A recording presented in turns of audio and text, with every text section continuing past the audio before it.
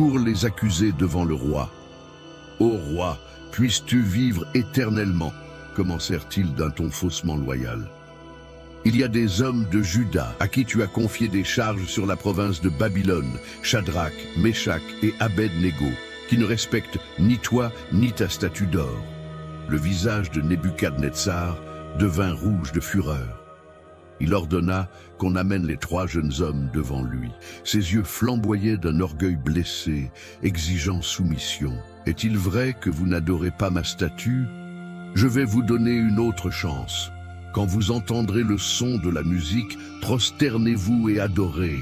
Car si vous ne le faites pas, à l'instant même vous serez jetés dans la fournaise ardente.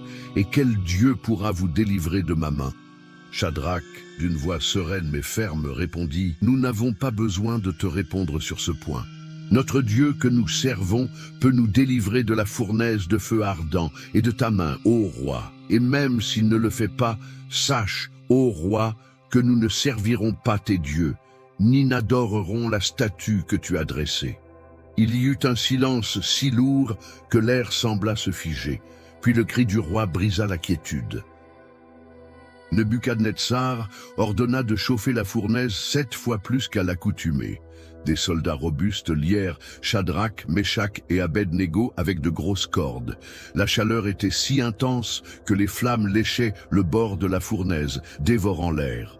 Les 3 furent jetés à l'intérieur. Les flammes rugirent comme des bêtes affamées, et les soldats qui les avaient jetés tombèrent morts, brûlés par l'ardeur. Alors tous attendirent, s'attendant à entendre des cris d'agonie. Mais quelque chose d'extraordinaire se produisit. Nebuchadnezzar se leva d'un bond, les yeux écarquillés.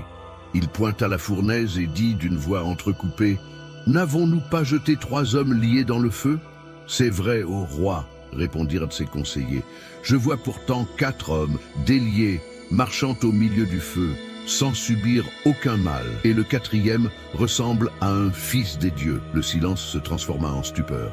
Personne ne comprenait, mais tous voyaient la même scène. Shadrach, Meshach et Abed-Négo marchaient parmi les flammes comme s'ils se promenaient dans un jardin. Et avec eux se tenait une figure lumineuse, dont le visage brillait d'un éclat qu'aucune flamme terrestre ne pouvait égaler. Nebuchadnezzar s'approcha autant qu'il le put et cria « Shadrach, Meshach et Abed-Négo, serviteurs du Dieu Très-Haut, sortez et venez ici. » Ils sortirent.